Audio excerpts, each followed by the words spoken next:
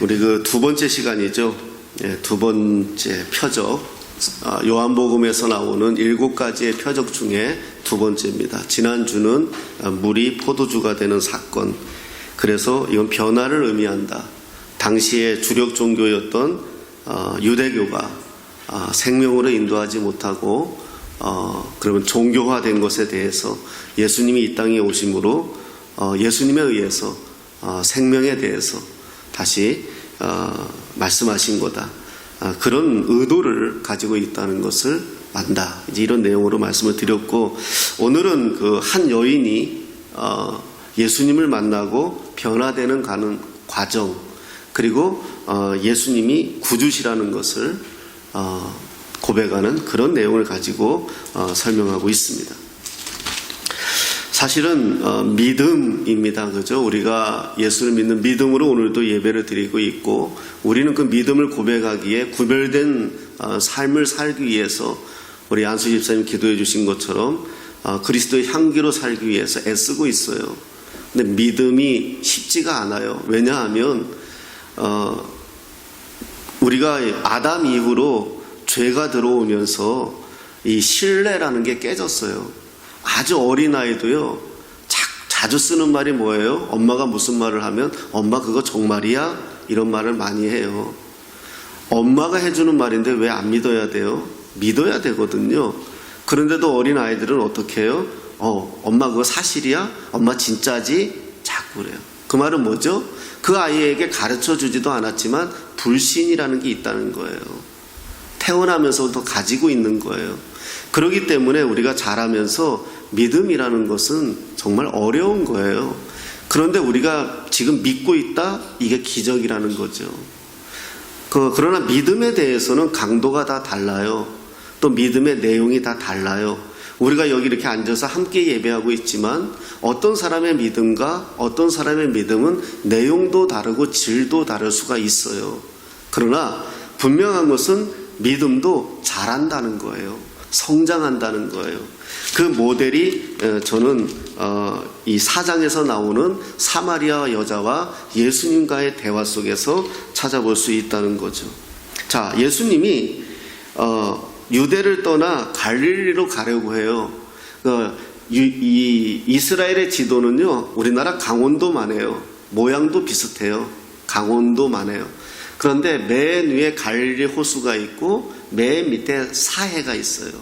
죽은 바다란 뜻이잖아요. 왜냐하면 거기는 염도가 아주 높아요. 바다도 아닌데. 그래서 저도 가봤는데 가만히 있으면 둥둥 떠요. 그 상처 엄청 쓰라리고요. 그런 곳이에요. 그래서 이스라엘의 지도는 강원도같이 그려놓고 맨 위에서부터 밑에까지 쭉 해가지고 맨 위에 동그랗게 갈릴리, 맨 밑에 동그랗게 사해, 그리고 흐르는 게 요단강이에요. 이렇게 이해하시면 돼요. 그런데 근데 요 밑에 있는 유대에서 저 갈릴리는 저 맨 위에 있잖아요. 거기를 가기 위해서는 중간에 어디를 거쳐서 가야 되느냐 하면 사마리아 땅을 거쳐서 가야 돼요. 그러면 직선거리예요.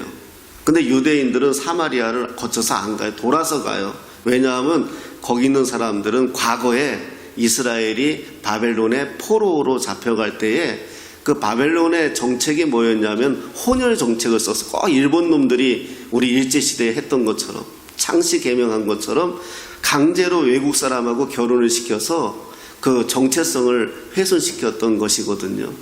그러니까 지금도 사마리아 여인 이런 말이 한 번씩 매스컴에 나와요. 그 말은 뭐죠? 이렇게 사회에서 안 좋은 사람으로 지목당하는 걸 이야기하는 거거든요. 사마리아 지역이 유대인들은 싫어해요. 그래서 돌아가요. 그런데 오늘 성경에 뭐라고 얘기하느냐, 4장 3절 4절에 유대를 떠나사 다시 갈릴리로 가실새 사마리아를 통과하여야 하겠는지라 그래요. 사마리아를 통과하시겠다는 거예요. 거기에 5절에 보니까 수가라 하는 동네에 이르니까 야곱이 요셉에게 준 땅이 있더라는 거죠. 과거에 우리 창세기 보았죠. 거기에 뭐가 있었느냐? 야곱의 우물이 있었다는 거예요. 요 야곱의 우물의 밑줄 짝. 기억하셔야 돼요. 왜냐하면 야곱의 우물에서 누구를 만나느냐? 사마리아 여인이 물을 기르러 왔다가 예수님을 거기서 만나요. 예. 우리나라에도 우물가에 사랑이 참 많죠. 예. 우물가에서 문남자를 만나서 사랑에 빠지고 그런 모습이 그려져요. 예수님이 피곤해서 우물 곁에 앉아 계시는데 사마리아 여인이 물을 뜨러 왔어요. 그런데 성경에서 뭐라고 얘기하느냐, 6절에 하반절에 때가 6시쯤 되었더라 그래요. 6시. 제가 얘기했죠. 유대의 시간에 우리나라 시간 6을 더하면 우리나라 시간이에요. 그러니까 지금 6시니까 6을 더하면 12시잖아요. 한낮이라는 거예요. 지금 난 12시라는 거예요. 그런데 난 12시에 물을 기르러 왔다? 그 나라 좀 풍습을 알면 돼요. 우리 조집사님은 잘 아실 거예요. 거기 더워서요, 낮에 잘 안 움직여요. 물 뜨러 안 가요. 근데 난 12시에 여자가 물을 기르러 왔다는 거는 뭐죠? 남의 눈을 피해 왔다는 거예요. 네. 남의 눈을 피해서 그만한 사연이 있겠죠. 자, 이제 보면 알게 돼요. 그래서 그때 예수님께서 뭐라 그러냐면 그 여인에게 물을 좀 달라 그래요. 여기는 야곱의 우물이고요. 물 길러 온 여인한테, 한낮에 사람들의 눈을 피해서 온 여인한테 예수님이 물을 좀 달라 그래요. 그러니까 여자가 기분 나빠요. 왜 나쁠까요? 아까도 얘기했죠. 유대인들이 사마리아 사람들은 사람 취급 안 한단 말이에요. 근데 유대인인 거 알잖아요. 그 사람들은 보면 알아요. 우리는 보면 모르는데 그 사람들은 보면 안 돼요. 저는 아무리 봐도 유대인인지 팔레스타인인지 모르겠더라고요. 근데 그 사람들은 딱 보면 알더라고요. 유대인인지. 근데 사마리아 여인이 뭐라고 얘기하죠? 9절에 사마리아 여자가 이르되 당신은 유대인으로서 어찌하여 사마리아 여자인 나에게 물을 달라 하나이까? 유대인들은 사마리아인들과 상종하지 않잖아요. 이렇게 말을 하는 거예요. 기분 나쁘다는 거죠. 근데 예수님의 말씀이 뜬금없어요. 뭐라고 얘기하죠?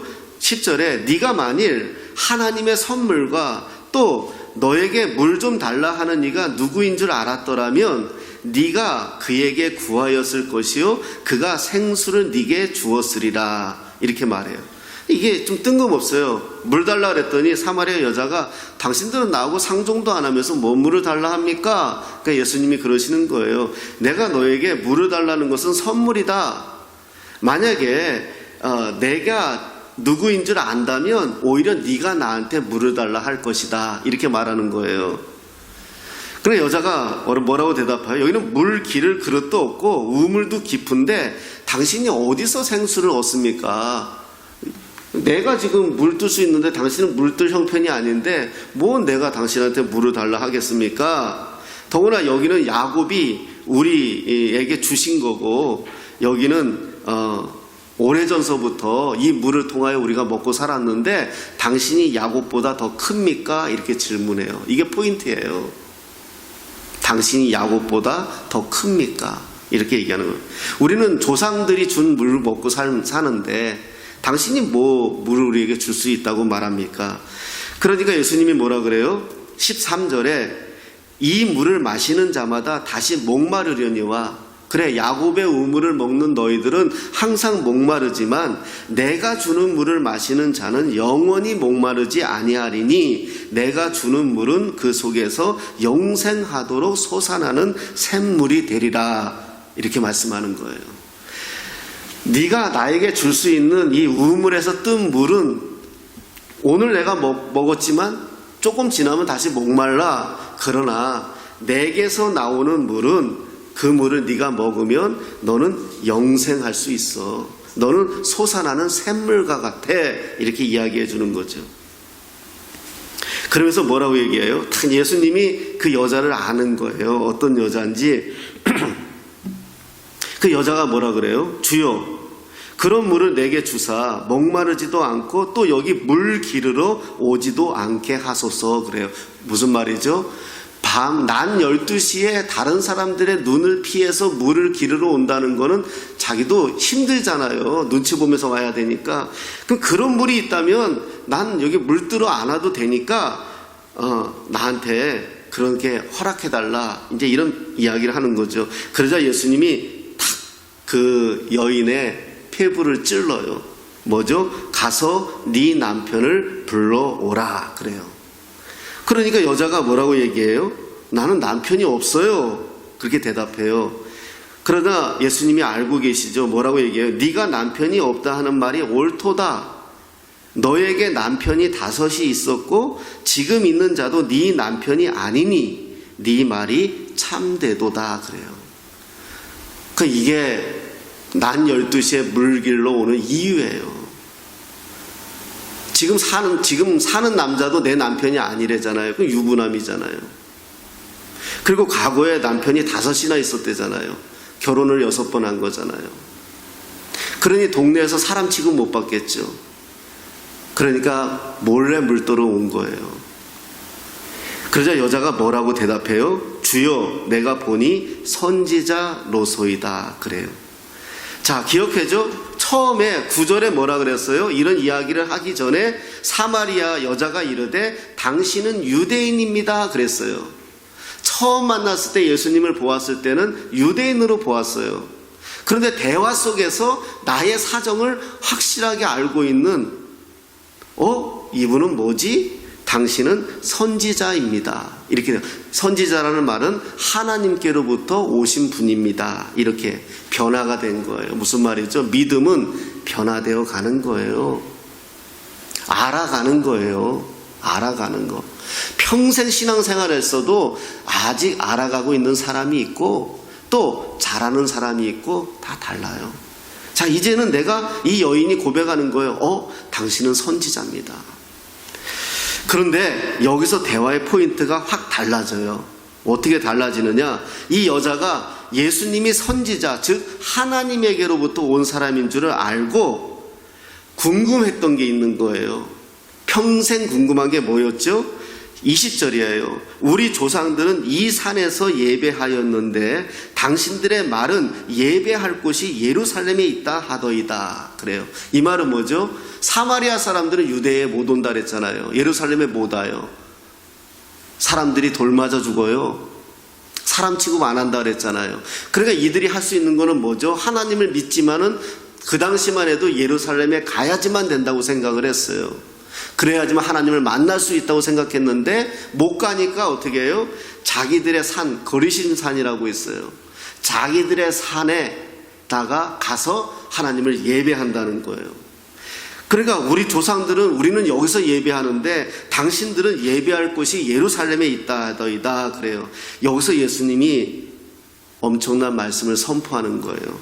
그 당시의 틀을 완전히 깨는 거예요. 그 당시에는 어떡하죠? 성전에 가야지만, 예루살렘에 가야지만 하나님을 만날 수 있다고 생각하는데 그걸 깨버리는 거예요. 틀을. 예수님이 뭐라 그래요? 여자여, 내 말을 믿으라. 이 산에서도 말고 예루살렘에서도 말고 너희가 아버지께 예배할 때가 이르리라. 너희는 알지 못하는 것을 예배하고 우리는 아는 것을 예배하노니 이는 구원이 유대인에게서 남이라. 아버지께 참되게 예배하는 자들은 영과 진리로 예배할 때가 오나니 곧 이때라. 아버지께서는 자기에게 이렇게 예배하는 자들을 찾으시느니라. 하나님은 영이시니 예배하는 자가 영과 진리로 예배할지니라. 아멘. 이 말이 무슨 말이죠? 장소가 중요한 거 아니라는 거예요. 여기도 저기도 아니라는 거예요. 예배는 무엇이죠? 영과 진리로. 영과 진리라는 말은 성령 안에서 진리 대신 예수님을 예배하는 거예요. 그러니까 지금 예수님이 이 당시에는 엄청난 말을 한 거예요. 그 당시에는 어떻게 가르쳤어요? 성전에 와야지만 죄를 사함받을 수 있고 예루살렘에 와야지만 거기가 복된 땅이다. 그래서 그것 때문에 이 말씀하신 수백 년 뒤에도 어떤 일이 벌어져요? 십자군 전쟁이 벌어진 거잖아요. 예루살렘이 저는 예루살렘 가봤지만 그거 뭐 볼 거 없어요. 거기 가서 기억하는 것 뿐이죠. 과거의 성경의 장소니까 이 성경을 기억하는 것 뿐이지 그래서 지금 성지순례라는 말씀은 안 되는 거예요. 사실은요. 무슨 성지순례? 성지는 어디예요? 저와 여러분들이 성지예요. 성지순례라는 말은 과거에 썼던 말이에요. 거기가 성지일 때. 이 세상에 어디는 성지이고 어디는 이건 예수님이 말씀하신 거예요. 지금도 마찬가지예요. 어디를 가야지만 복 받는 거 아니에요. 어디를 가야지만 은혜 받는 거 아니에요. 여러분 안에 생수가 있다니까요. 여러분 안에. 예수님이 이걸 말씀하신 거예요. 자, 그런데 여기서 저는 하나 의문을 가졌어요. 뭐냐 하면 이 여인이 남편도 없고 지금 사는 남편도 남편이 아닌데 남편 5이나 있으면은요, 어떻게 돼야 되느냐 하면 돌맞아 죽어야 돼요, 사실은요. 근데 아직 살아있단 말이에요. 그러니까 이 여인은 어떤 여인이냐면 피해자인 거예요, 피해자. 여러분, 피해자인 거예요. 우리는 어때요, 지금요? 지금 아직까지 이 21세기에 이런 민주사회에 산다고 하면서도 아직까지 국방부에서 해군 하사관이 자살을 하고 공군 부사관이 자살을 하고 성추행을 당했다고. 그분들이 피해자예요, 피해자. 지탄받을 이유가 없어요. 저는요, 제가 그런 말도 해요. 제가 부산에서 전도사 사역할 때 우리 목사님, 내가 아는 목사님, 극동교회 목사님이라고 계시는데 그분이 그 사창가에서 목회했어요. 러시아까지 유학 갔다 오신 목사님인데 그 사창가에서 목회하시고 그 사창가에는 러시아 이 술집들은 많았어요. 그래서 거기서 목회하셨어요. 거기에 성도들은 속된 말로 창녀고요. 그 러시아에서 오신 그 정교에 믿는 그 무용수들이에요. 거기 가서 설교할 기회를 주셔서 그렇게 설교했어요. 당신들이 이 세상에서 가장 고귀한 여자들이다. 당신들이 이 세상에, 이 땅에서 얼마나 고귀한 여자인 줄 알아야 된다. 생각해 보세요. 그 사람들이 피해자예요. 그럼에도 불구하고 하나님 믿는다고 예배한다고 그 자리에 나와서 예배하는 그들을 보면서 감동받은 거예요, 제가.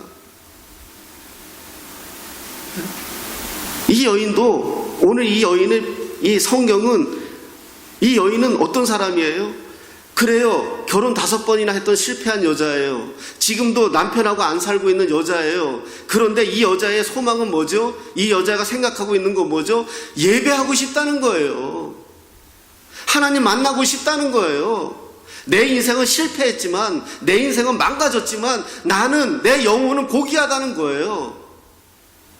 이 여인의 관심은 뭐죠? 선지자 만났으면 내가 삶이 원통했고 내가 어쩌고 저쩌고, 이게 정상이잖아요. 그러면서 내 삶을 위로받고 싶어하고 그게 정상이잖아요. 그가 관심이 없어. 이 여인은 뭐죠? 선지자라는 걸 느낀 순간 관심이 어디에 갔어요? 하나님에게 간 거예요. 예배에 간 거예요. 그래, 예수님이 정말 이런 뉴스를 정말 이 여인에게 말해주는 거잖아요. 그러니까 여인이 뭐라 그래? 25절에 여자가 이르되 메시아 곧 그리스도라 하는 이가 오실 줄을 내가 아노니, 이분은 메시아가 오기를 기다리고 있었다는 거예요. 그가 오시면 모든 것을 우리에게 알려주시리이다. 이때 예수님이 성경에서 자기를 고백하는, 다 자기를 숨기거든요, 항상. 예수님이 메시아라는 거 숨겨요. 근데 여기서 그 여인에게 뭐라 그래? 26절에 예수께서 이르시되 네가 말하는 내가 그라, 그렇게 말해요. 네가 기다리는 메시아가 바로 나다, 이렇게 얘기하는 거예요.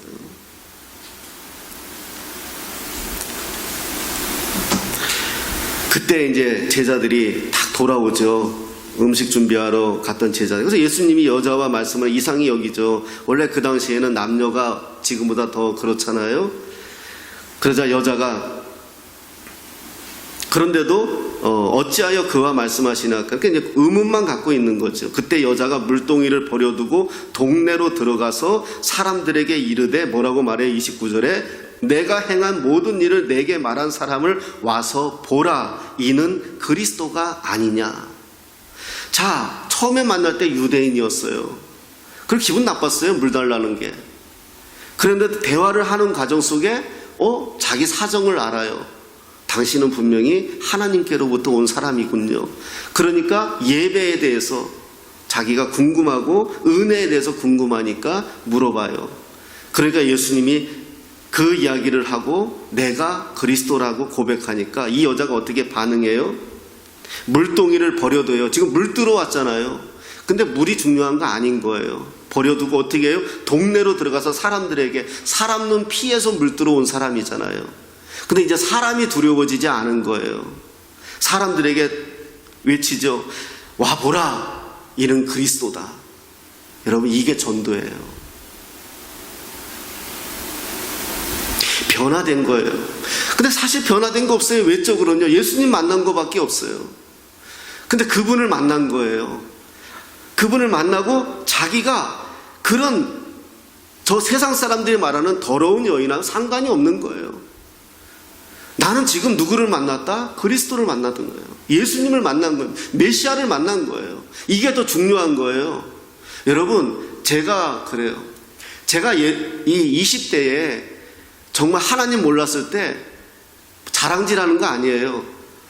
막 차도 막 그랬어요. 좌우지가 막 그랬어요. 경찰관, 아버지가 경찰관 출신인데요, 경찰관 보이면 불러가지고 밥 주고, 밥 사 먹으러 돈 주고요, 꼴값을 떨었어요. 그렇게 인정받아야 되니까요. 내가 인정받고 싶었던 거예요. 나 이만큼 성공했다는 거예요. 니들 나 무시했지? 그래, 나 이만큼 살아. 봐. 니들 나한테 고개 숙이잖아. 그럼 내 차 지나가면 경찰관들이 경례해주고, 그게 내가 20대 때요, 아주 기분 좋은 거예요. 그런데 내가 예수님 만나고 나니까요, 이게 중요한 게 아니에요. 그게 중요한 게 아니에요. 달라지더라고요. 지금 내가 중요한 건 뭐냐면 초점이 예수님으로 바뀌더라고요. 그들이 동네에서 나와 예수께로 오는 거예요. 사람들이 그 소리를 듣고 막 와요, 이제. 그자, 이 사람들이 뭐라 그래요? 31절에 이 말이 중요해요. 그 사이에 제자들이 청하여 이르되 랍비여 잡수소서. 예수님의 제자들은 아직도 예수님이 랍비인 거예요. 그러니까 보세요. 지금 여자의 믿음과 제자의 믿음이 다른 거예요. 지금 제자들의 믿음이 더 좋아야 되잖아요. 예수님을 섬기겠다고 자기가 그물도 버리고 배도 버리고 따라온 사람들이거든요. 예수님한테 올인한 사람들인데, 아직 이 사람들은 예수님이 누구예요? 선생이에요. 랍비라는 말은 선생이란 뜻이에요. 그러니까 이 사람들은, 아직 제자들은 예수님이 그저 선생일 뿐이에요. 그런데 이 여인은, 오늘 처음 만난 이 여인은 예수님이 메시아인 거예요. 그러자 예수님이 뭐라 그러세요? 34절부터 양식은 나를 보내신 이의 뜻을 행하며 그 일을 온전히 이루는 이것이다 라고 얘기하면서 영생에 대해서 이야기하고 추수에 대해서 이야기하세요. 39절에 이런 말씀이 있어요. 여자의 말이 내게 행한 모든 것을 그가 내게 말하였다 증언하므로 그 동네 중에 많은 사마리아인이 예수를 믿는지라. 이 여인, 동네에서 왕따였던 이 여인, 동네에서 아무도 사람 취급하지 않았던 이 여인이, 오히려 이 여인에 의해서 그 동네 사람들이 예수를 믿게 되는 역사가 일어나는 거예요.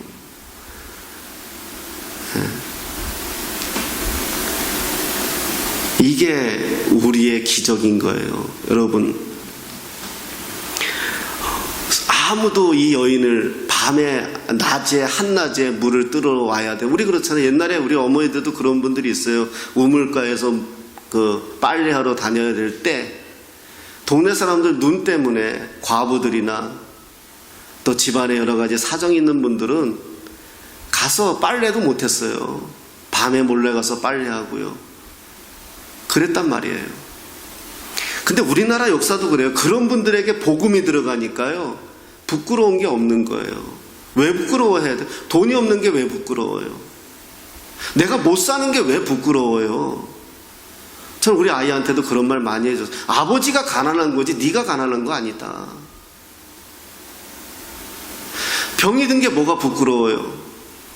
병 걸리려고 걸리는 사람이 어디 있어요?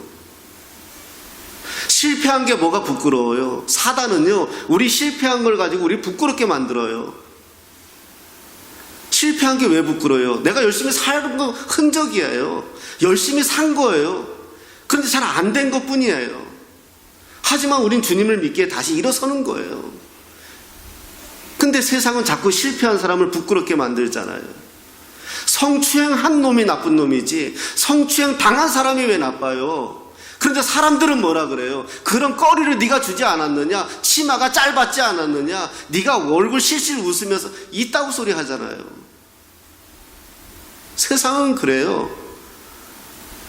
근데 그게 우리에게 부끄러움이 안 돼요. 오히려 그것이 하나님을 만나는 기회가 돼요. 오히려 난 12시에 물들어 왔으니까 예수님 만났죠. 그러니까 더 하나님에 대한 갈급함이 있었죠. 하나님에게 위로받지 않으면 살 수 없으니까 더 갈급함이 있었죠. 그러니까 하나님 만난 거예요. 이 동네에 많은 사람 중에 사마리아인이 예수를 믿는지라.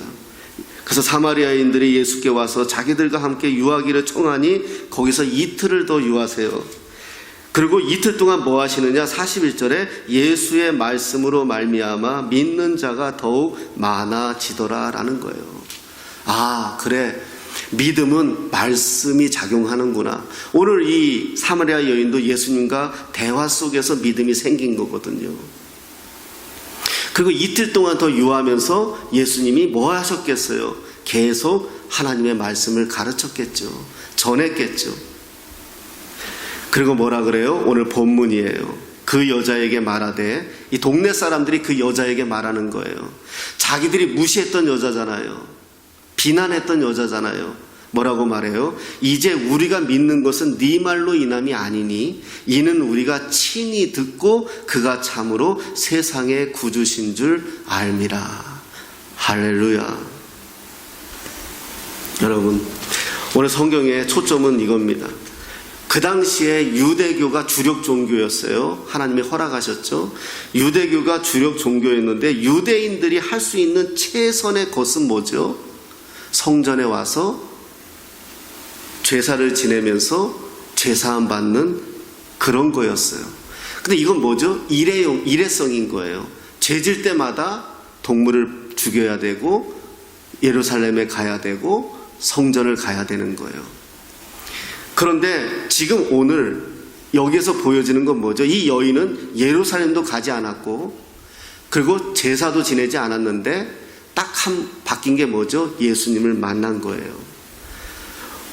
오늘 요한복음이 두 번째 이 표적의 사건, 한 여인의 변화를 보면서 우리에게 말씀해 주고 싶은 거는 뭐냐 하면 종교적 행위가 우리를 변화시키는 게 아니라 예수님을 만나야 된다는 거예요.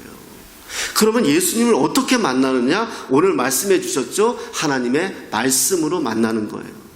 자, 내가 우리 아버지에게 들은 이야기를 내 아들에게 해준단 말이에요.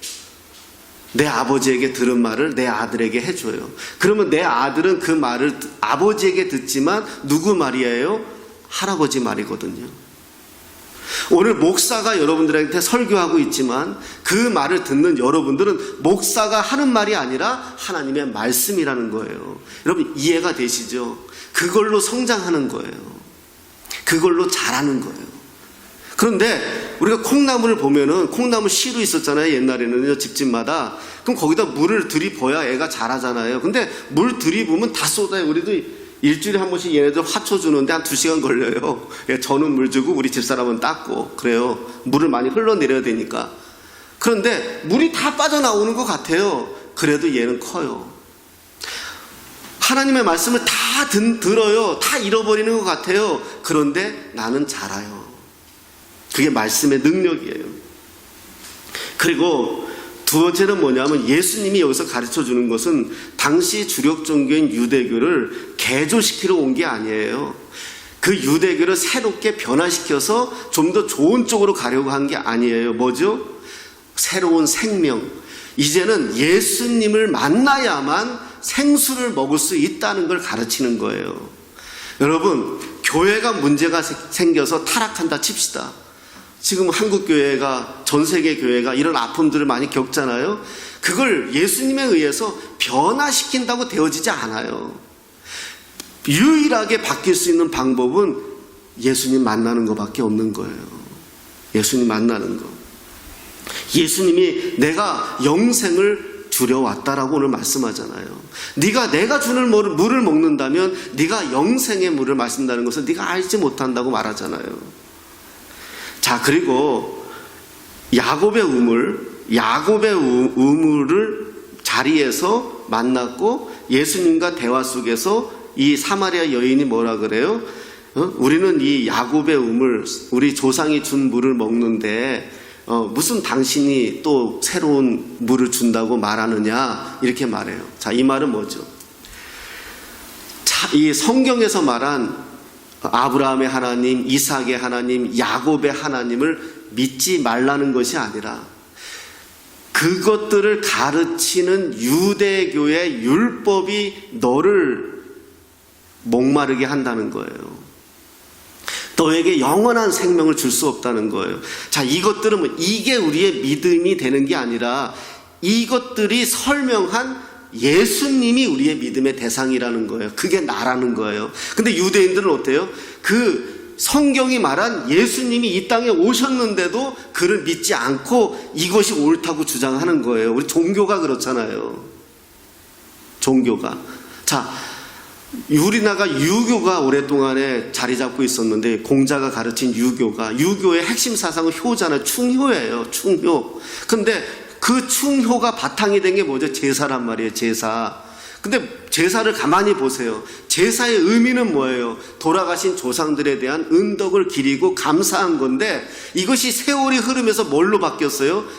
제사 드리는 걸로 바뀌었단 말이에요. 제사를 많이 차려서 잘 드려야지만 효자인 것처럼 보여진단 말이에요.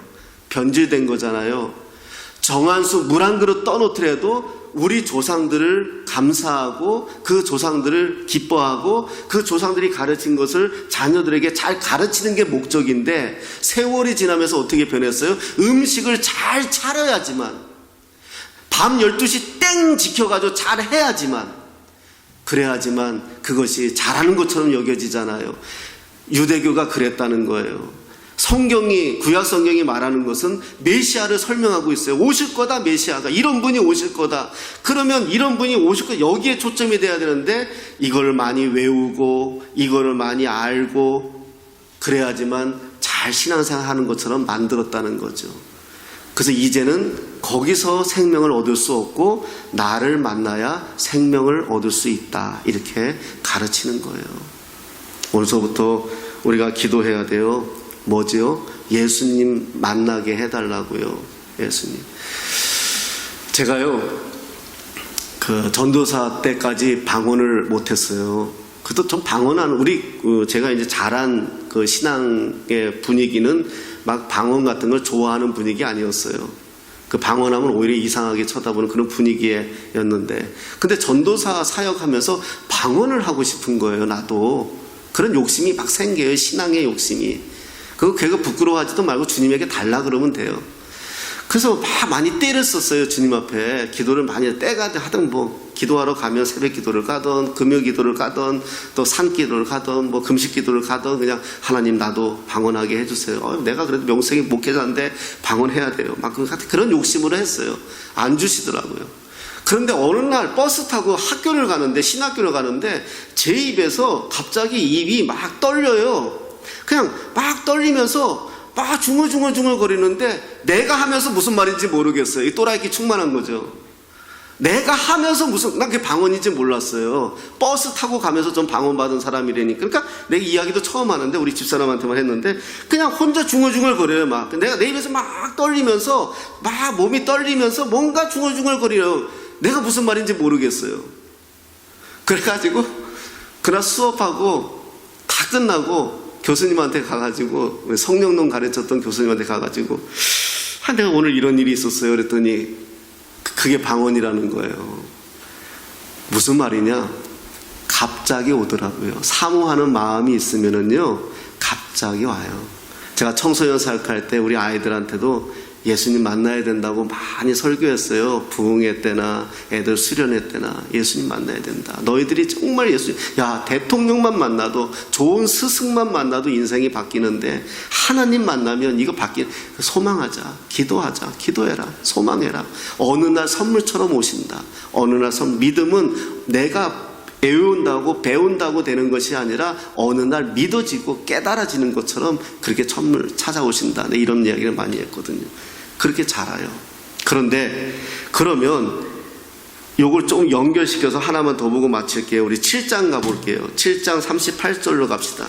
물에 대해서 뭐라고 설명하는지. 예수님께서 물에 대해서 뭐라고 설명하는지 7장 37절 38절입니다.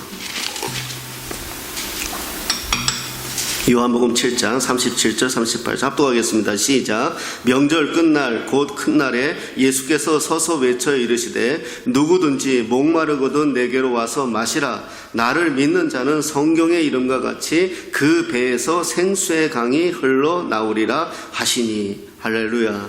예수를 믿으면 아까 얘기했죠. 생수의 강이 흘러나온다. 사마리아 여인한테도 말했잖아요. 흘러나오리라 하시니. 39절에 이렇게 말해요. 이는 그를 믿는 자들이 받을 성령을 가리켜 말씀하신 것이라. 그 생수는 뭐냐? 성령이라는 거예요. 성령. 그다음 가로 열고 가로 닫고가 있죠. 39절에 이건 뭐냐 하면 어느 성경에는 있고 어느 성경에는 없는 거예요. 4번에 예수께서 아직 영광을 받지 아니하셨으므로 성령이 아직 그들에게 계시지 아니하시더라. 그래요. 그러니까 그래, 성령이 우리 안에 계셔야, 성령이 계셔야 우리 안에서 생수의 강이 흘러나온다. 이 말은 뭐냐? 영생한다는 거예요. 우리 영생이라고 하니까 이단들이 하도 이상하게 가르쳐서 영생교가 자꾸 떠오르는데 그러지 마시고, 여기서 영생은 어려운 이야기가 아니라 영원히 하나님과 함께 산다는 거예요. 오늘도 우리가 하나님과 함께 살아요. 왜? 성령이 우리 안에 계시니까요. 그걸 가르치는 겁니다. 야곱의 우물이 이제 생수 성령으로, 그러니까 야곱의 우물로 우리는 구원받는 것이 아니라 성령으로 예수님을 믿는 믿음으로 구원을 받는 것이다. 이렇게 가르치는 거예요. 여러분, 우리는 다 예수 믿어요. 다시 말씀드리면 다 달라요. 그러나 다르다고 해서 질이 다른 거 아니에요. 어린아이가 어머니를 믿는 거나 장성한 어른이 돌아가신 어머니를 안타까워하며 아쉬워하며 믿는 거나 믿음은 같아요. 그러니까 저분은 저런 믿음을 갖고 싶은데, 이런 거 하고 싶은데, 그래요. 선한 욕심은 우리가 가져야 되겠죠. 그러나 지금 내가 예수를 믿는다는 거, 이것은 우리의 환경이나 상황이나 주어진 것이나 아무 상관이 없다는 거예요. 내가 예수님 만났다는 거. 저는 목회하면서 그런 분 많이 봤죠. 황수관 장로가 옛날에 저희 교회에 와서 살아계실 때 간증을 한 적이 있고, 그래서 간증을 끝나고 같이 밥을 먹은 적이 있어요. 황수관 박사가 아주 잘 웃으시잖아요. 웃으면서. 근데 그 얘기 하시더라고요. 어느 날 거울을 보는데 내가 봐도 승질 더럽게 생겼더래요. 아무리 봐도 누가 나를 이뻐하지 않을 건. 그래서 거울을 보고 엄청 연습했다 하더라고요. 그러면서 정말 그런 고백을 하는데, 하여튼 그분이 그런 이야기를 하더라고요.